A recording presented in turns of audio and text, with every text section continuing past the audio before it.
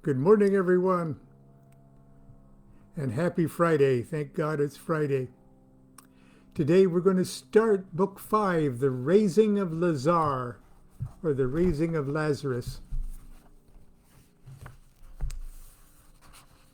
In the last couple episodes, our hero has sort of been stressed out because of the complications and the developments of the great plan.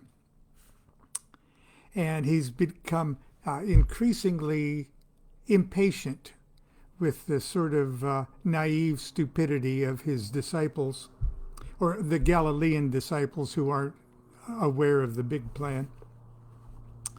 And that on their way up to Jerusalem to celebrate a festival, Jesus took a little detour to Jacob's well to revisit the sacred brothel just one more time before it would be obvious that he would never be able to return again. And he had an encounter with one of the roses of Astarte there, one of the sacred prostitutes.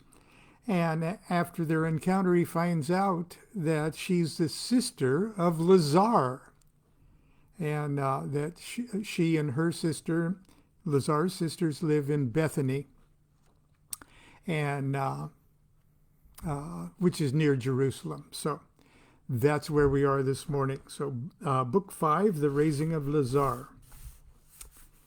And the little epigram at the first is from the Gospel of John 19, verse 36. These things happened so that the scripture would be fulfilled, which said, "Not even a bone shall be broken in him."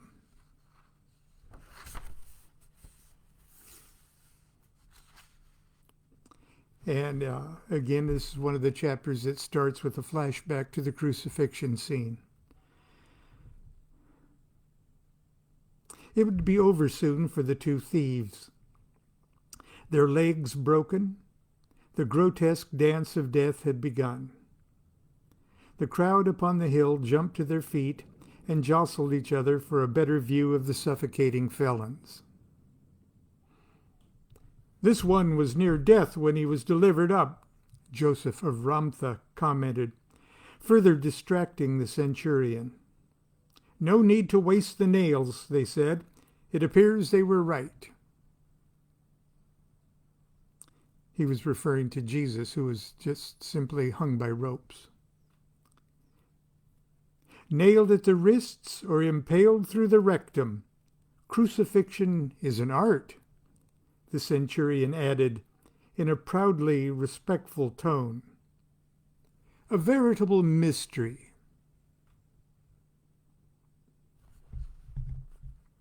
Now we're back into the narrative. At sunset, Jesus took his leave of the inn of Jacob's daughters and walked to Sychar to rejoin the others. In the morning, the troop continued up to Jerusalem. Jesus said nothing to Lazar concerning his sister. For the rest of the journey, he said very little to anyone. Nearing Jerusalem, he dismounted and silently climbed the last few miles with his disciples. In the holy city, the pilgrims were met by Brother Matthias, the beloved disciple, stationed there. It would be his duty to observe the crowds that followed Jesus and ferret out and identify temple informers and Herodian agents for eventual assassination. At first, Jesus did not receive the same adulation he had become accustomed to in Galilee. Jerusalem was a big city, and for the most part unconcerned with the activities of a northern holy man. Because no crowds came to him for healing, he sought out patients at the Sheep Gate, a pool of soothing mineral water, where Jerusalem's lame and ill were brought to bathe. There he found a man who was too arthritic to get off his mat to enter the water. Jesus spoke a few pleasant words to him, then casually ordered him to get up and wade into the pool. Delivered from pain, the man did so easily. Now gather up your mat and go home, my friend. People who are truly sick need your place by the pool.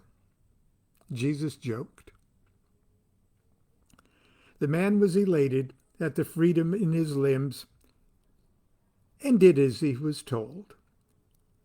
Jesus ignored the fact that it was the Sabbath, the day of enforced rest, when even the simple act of carrying one's own mat was a breach of Mosaic law. Before the man could reach his home, he was intercepted by pious neighbors who threatened to charge him for breaking the Sabbath. The man protested that he was ordered to carry his mat by Jesus the Nazarite. The Jews rushed to the sheep gate to find Jesus and have him arrested.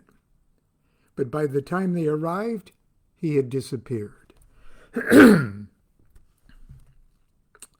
Within the hour, the high priest Caiaphas and the enemies of the movement knew the Davidic prince was in Jerusalem. Late in the afternoon, accompanied by his disciples and their families, Jesus went up to the temple and spoke from the steps.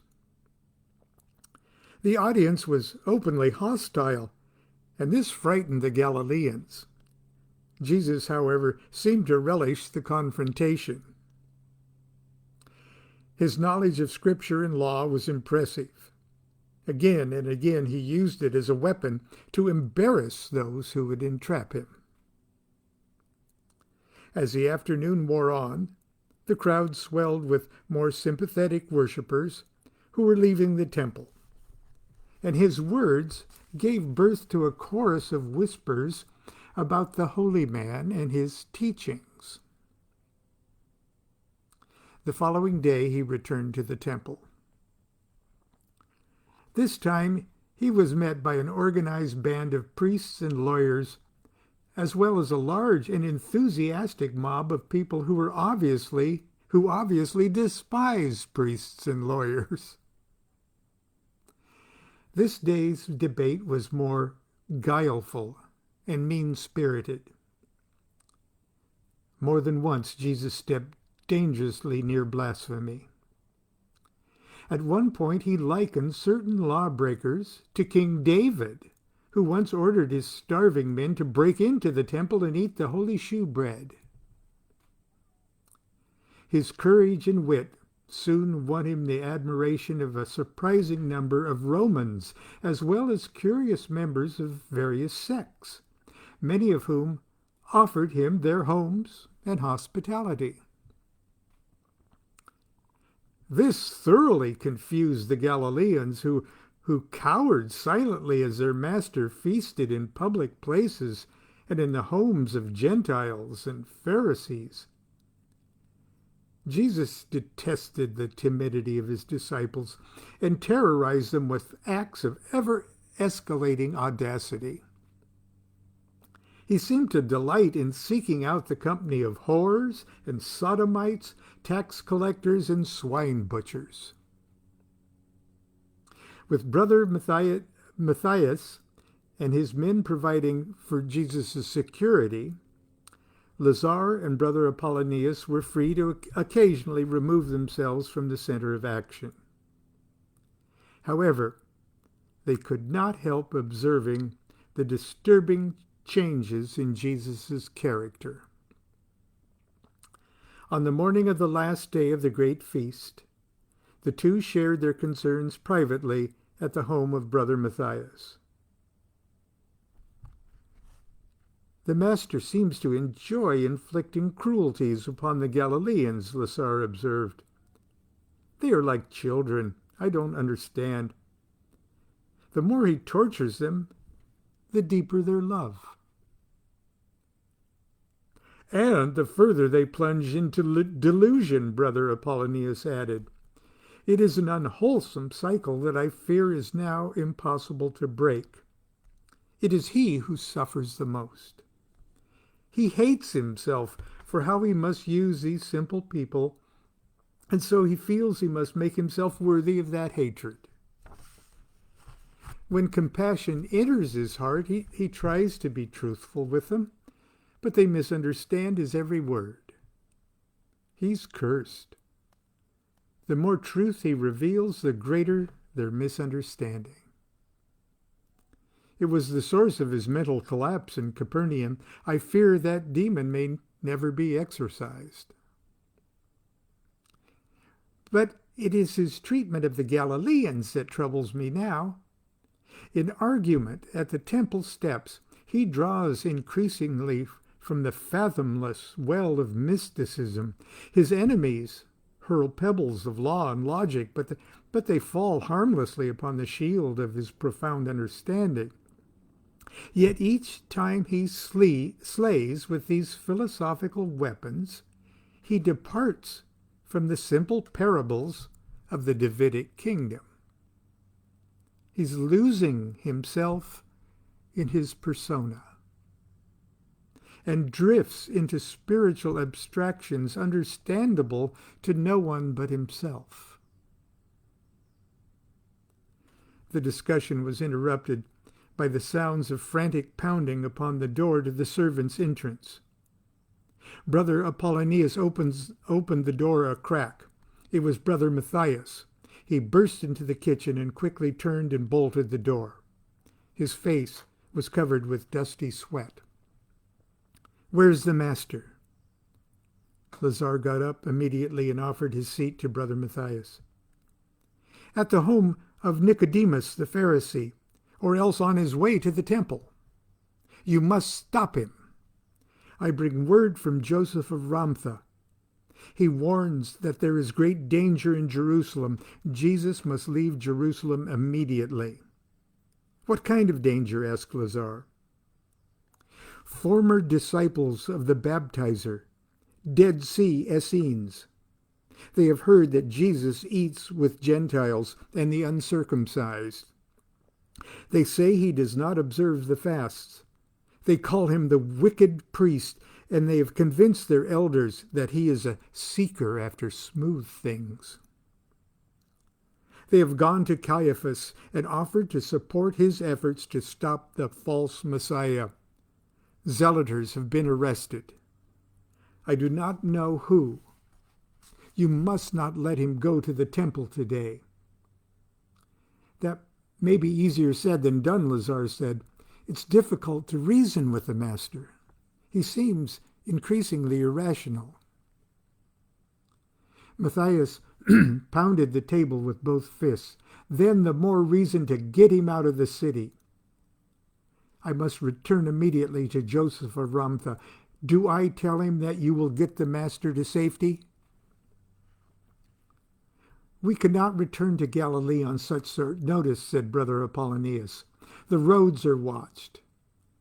We will have to first secrete him nearby while we devise a plan for our safe return." Excuse me. "My sister's home in Bethany," was Lazar whispered as if spies were in the very room. "We have yet to visit there. It's close. I'm sure we can lodge there for a few days while we gather our thoughts and resources." Brother Apollonius grabbed Lazar by both arms. "Run to the home of Nicodemus. If the master is still there, tell him of the danger. Do everything necessary to convince him to go with you to Bethany. Tell him I intend to meet him there tonight. Now, more than ever, he needs protection.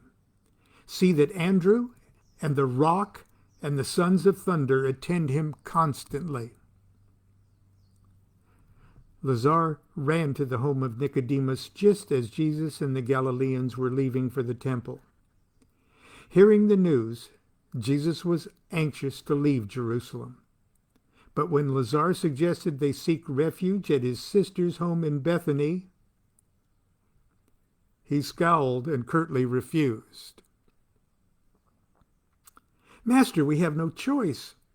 By now, Brother Matthias has informed Joseph of Ramtha that Bethany is where you will be. Brother Apollonius is expecting to meet us there this evening. I'm sorry. We had to make plans. There was no time to consult with you. Jesus looked into the face of Lazar and studied the strong Canaanite features he shared with his sister. Suddenly, he could not help but laugh. Everything in heaven and earth is connected to everything in heaven and earth. Master? An Essene adage, a Kabbalistic joke. Fetch the rock, we will go to Bethany. Lazar located Simon and brought him to Jesus, who grabbed him by the tip of his red beard and pulled his head down so he could whisper new instructions in his massive ear. Collect Andrew and the sons of thunder. Order everyone else to load the asses and return immediately to their homes in Cana. And that's the end of that chapter. Tomorrow is Saturday, I think, and we'll pick it up there again tomorrow. I hope you have a good weekend. Start it right now. Just lock the door and wander around the house. No, actually, have a good time, but stay safe. But be good to yourself and good to each other. Do what thou wilt shall be the whole of the law. Love is the law, love under will. Have a great weekend.